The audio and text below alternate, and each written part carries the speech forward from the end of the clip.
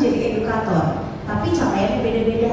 Sehingga capaian PKRS itu adalah semua informasi yang akan disampaikan kepada pasien harus disampaikan dengan jelas. Apapun jabatannya, apapun unitnya, gitu ya. Bisa lagi di ruang penunjang medik itu contohnya seperti radiologi, gitu ya, dan lain sebagainya. Apa sih edukasi yang bisa dilakukan kira-kira? Nah, jadi ini, oke Mbak, jadi Mbak sekarang sudah sampai di ujung nih, cepat nih materinya nih.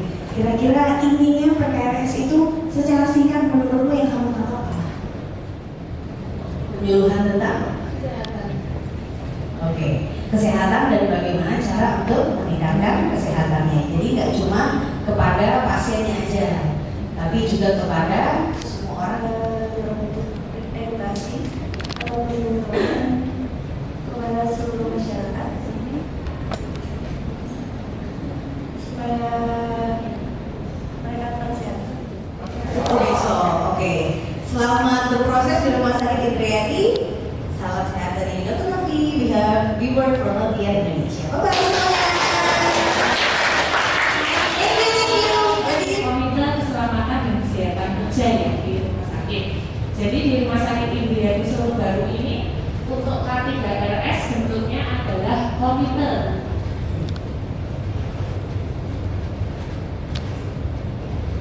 Ini ya.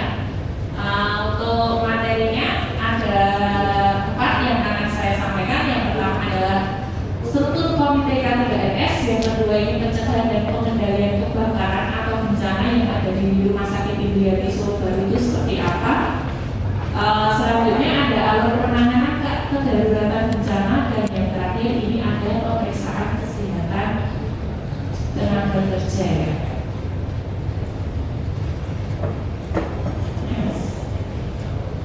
Ini ya, jadi struktur komite K3RS ini langsung di bawah direktur.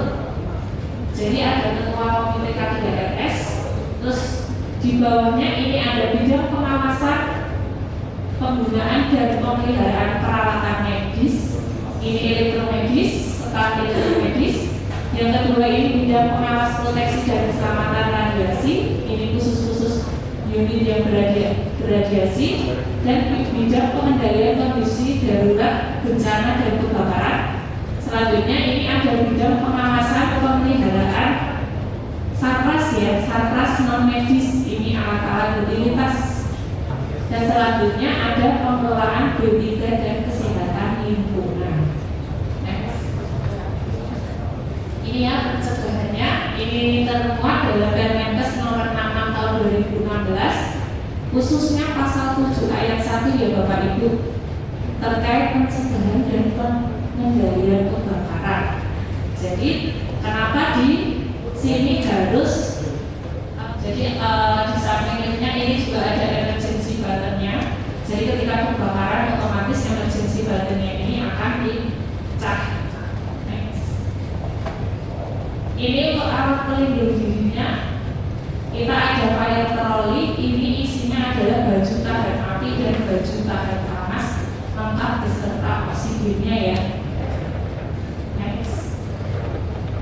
Nah ini untuk pusat kontrol keamanan. Pusat kontrol keamanannya adalah di lantai 1 di ruang CCTV. Next. Ini untuk area khusus mobil damkar kita juga ada 2 ya. Ini ada di lantai 1 juga. Tandanya nanti dicat warna merah dan garisnya kuning. Next. Iya, ini kita di setiap unit itu ada tim kebakaran atau bencana. Jadi untuk ruangan itu pasti kita jadwal tiap hari, tiap shift itu diganti ya. Jadi untuk helm merah ini khusus pemadam api, yang helm biru ini evakuasi pasien. Jadi karena kita rumah sakit, jadi prioritas untuk evakuasi pasien. Ini helm biru, dan helm putih ini evakuasi dokumen-dokumen penting. Dan yang kuning ini evakuasi aset atau alat-alat medis. Ini ya, pemeriksaan kesehatan. Jadi pemeriksaan kesehatan yang ada di rumah sakit ini ya, pertama itu pemeriksaan kesehatan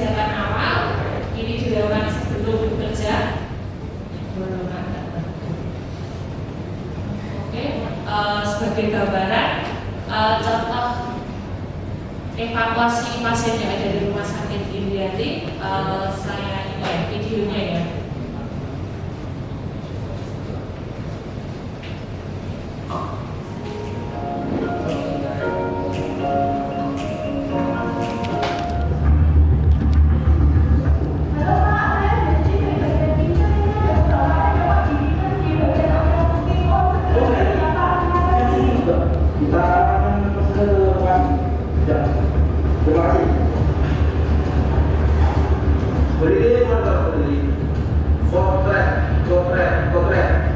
Bagian satu instalasi di sini, ruangan putih, gerakan lokasi, gerakan dan kaki.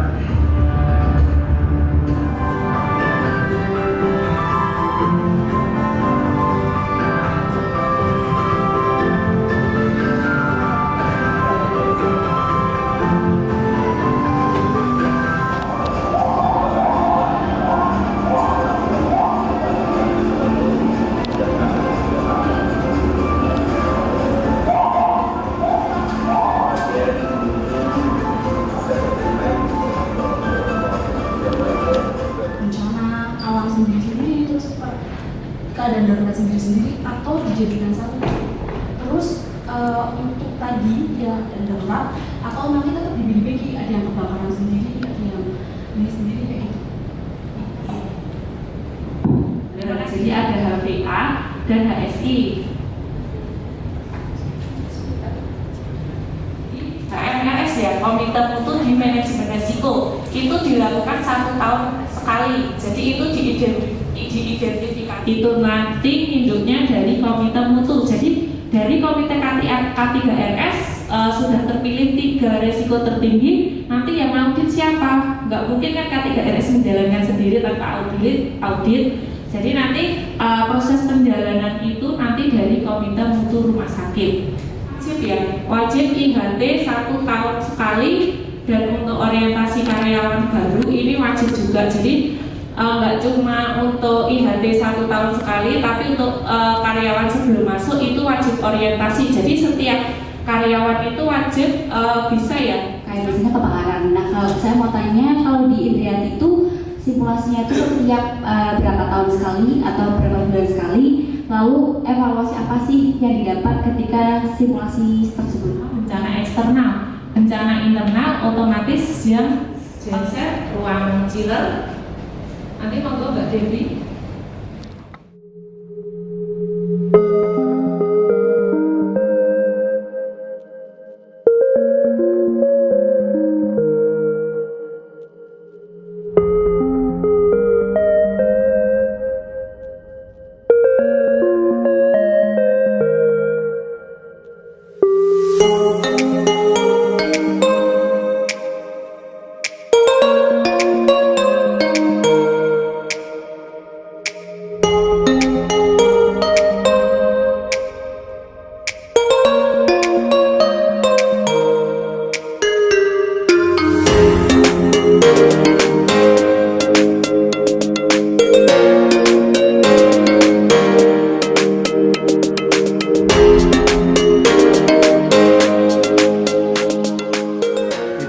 Satu yang ingin pembelajaran tentang bank sampah unit yang ada di sini.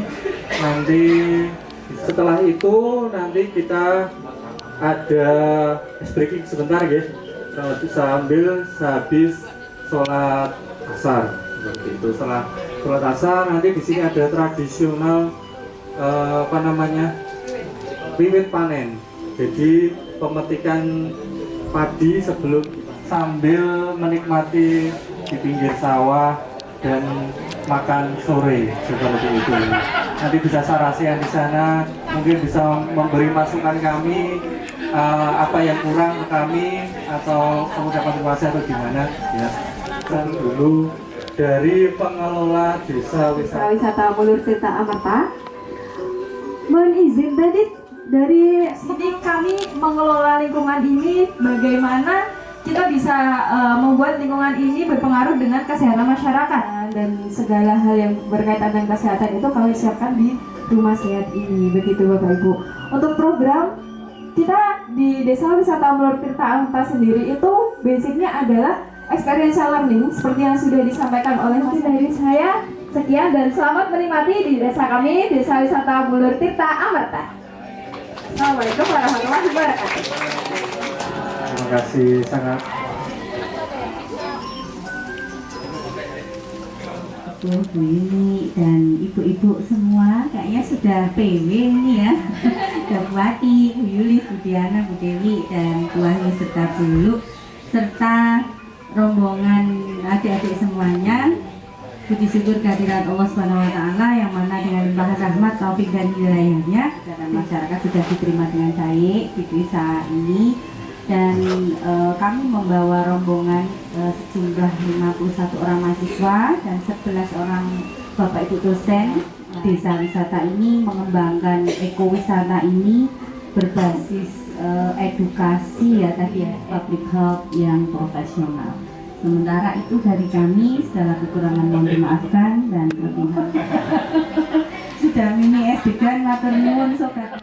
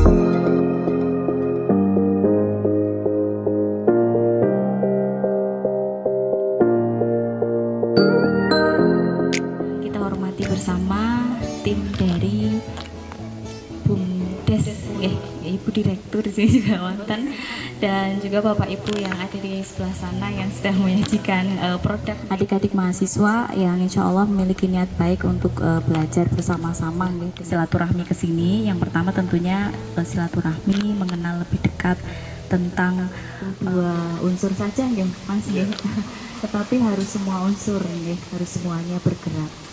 Ada beberapa kegiatan yang salah satunya juga tentunya di PPL 1 pernah ada program untuk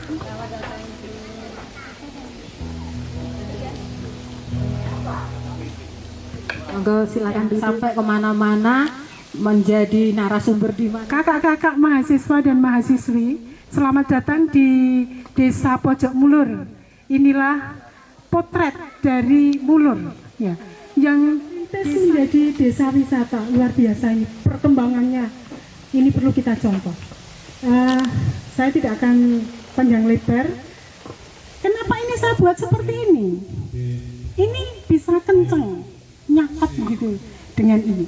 Terus sama Mbak Warni ya, ini dipandu sama Mbak Warni.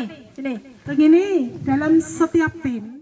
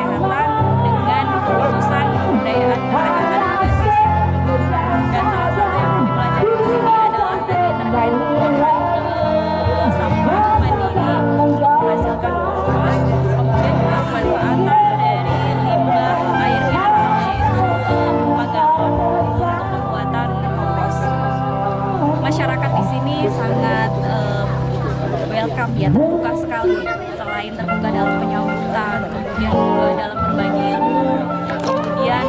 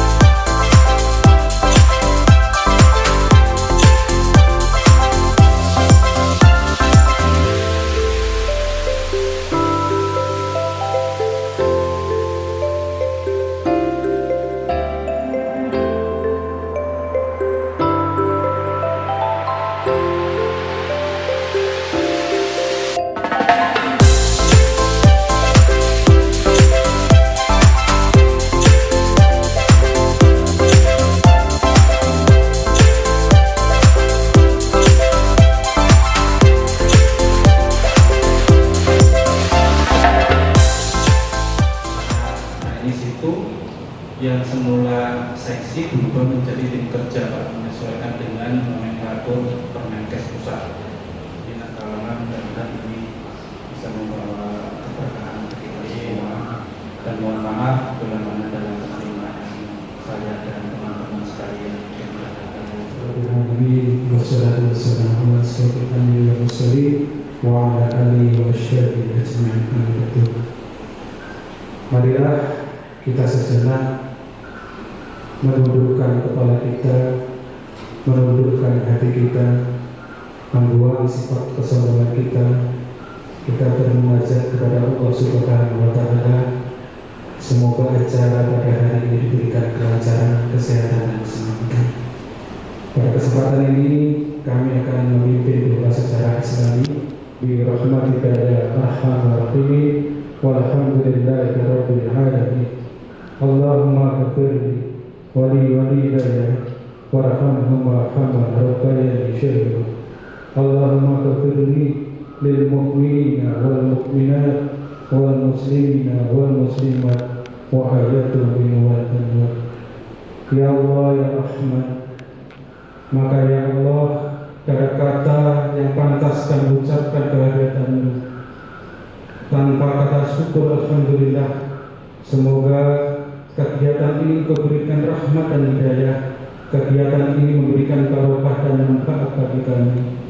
Ya Allah, ya Ghafur, Engkaulah Maha Pengampun. Ampunilah dosa-dosa kami, dosa-dosa kedua orang tua kami, dosa-dosa pemimpin-pemimpin kami, dosa-dosa guru-guru kami, dan kami dapat melaksanakan dengan sebaik-baiknya. Ya Allah, ya Tuhan kami, kabulkanlah doa dan permohonan kami ini.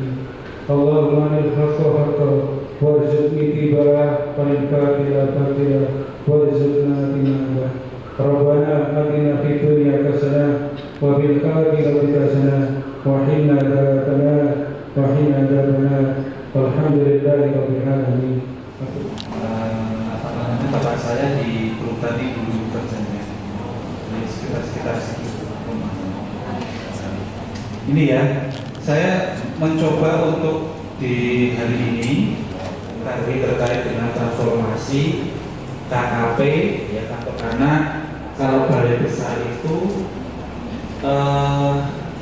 dia ketika perubahan-perubahan di dalam 3 tahun terakhir ini setelah pasca COVID kerja kemudian menyesuaikan dengan tupoksi kami ini sudah mengikuti yang sekarang. Jadi yang melatar belakangi terutama adalah tentang peraturan-peraturan akhirnya dibuat untuk sedemikian rupa untuk tapi karena Pemprov ini cacar monyet ini SE Ketua Satgas Penanganan COVID. Kemudian yang internasional itu saya gaji sama UPROV sekarang harus mewajibkan lagi vaksinasi meningitis. Harus divaksinasi meningitis. Di kantor kami itu banyak Pak. Ada di Pekalongan, ada dulu pada waktu masih namanya KKP ini survei epidemiologi, kekarantinaan, pengendalian dampak kesehatan lingkungan, pelayanan kesehatan, pengawasan Komkabra. Karena waktu itu formasi yang ada di BKK Semarang itu epiknya epik terampil. Jadi bisa lewat D3 kesehatan lain yang umum. Jadi epik ahli pertama nanti kalau dari S1 karena jenjangnya ahli pertama, ahli kedua itu bukunya kuning ya. Cuma di situ ada nggak? Oh, buku ini keterangan swab, antigen,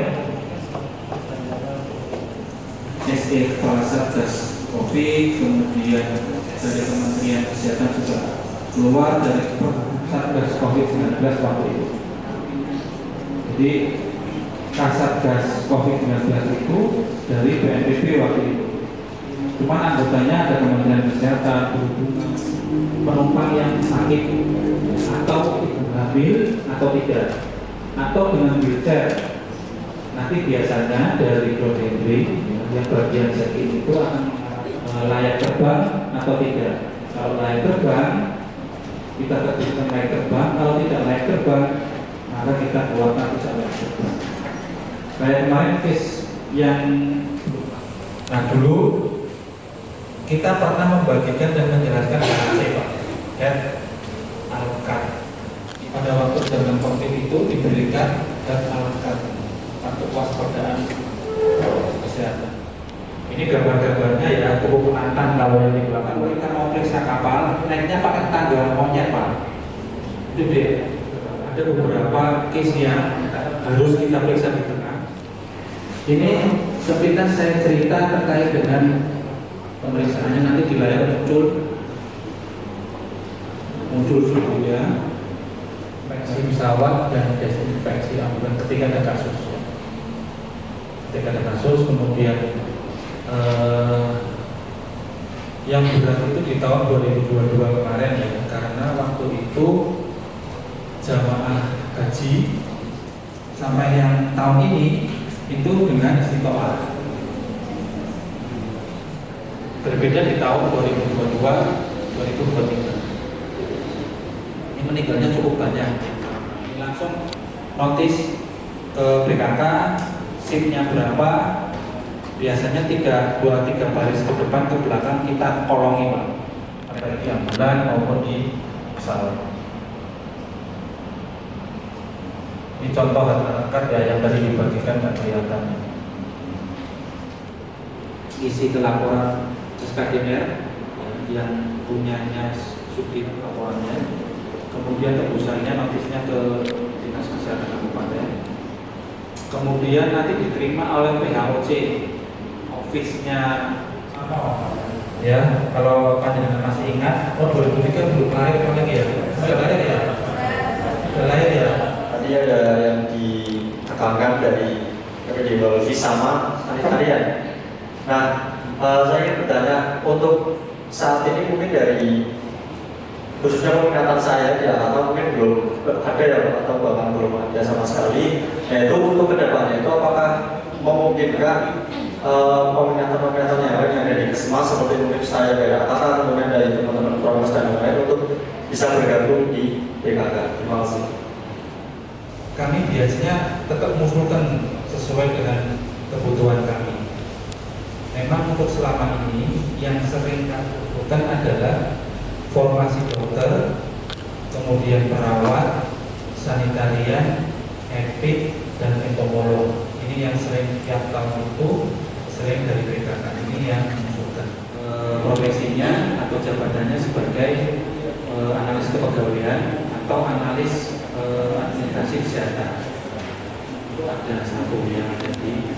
Tapi nanti untuk yang analis ini itu di bawah ADUM, di bawah administrasi umum. Apa yang itu? Analisis kepegawaian, analisis barang dan barang, kemudian analisis BMN barang milik negara itu, sama mungkin bisa masuk ke sana ya, yang analisis untuk banyak yang daftar di Epic Mahir itu. Nah, untuk yang formasi analis kepegawaian, kalau dulu Epic ya harus Epic Pak, cuman yang sekarang bisa semua D3 masuk, D3 Keslik masuk, D3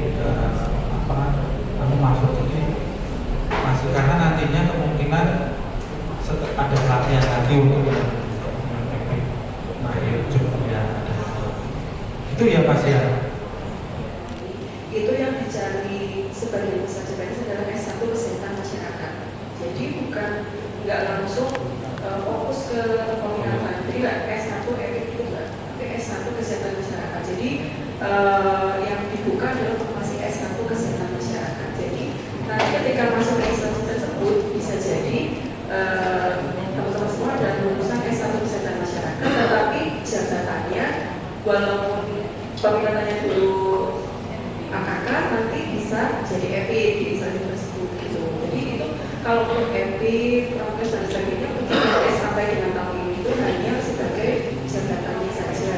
Tetapi untuk lowongan CPNS ya itu S1 Kesehatan Masyarakat secara umum. Kesling bisa, ada sekitar wilayah bisa. Jadi tergantung yang kita dengan instansi tersebut. Satu jenis vaksin meningitis. Kedua, ini meningitis untuk Arab Saudi ya. Ini mempunyai kewajiban memberikan laporan karena terkait dengan buku kuning. Buku kuning ini harus diajukan oleh Vaskes yang akan melayani vaksinasi internasional. Jadi dia mengajukan buku kuning, pembangunan permintaan buku kuning ke BKK.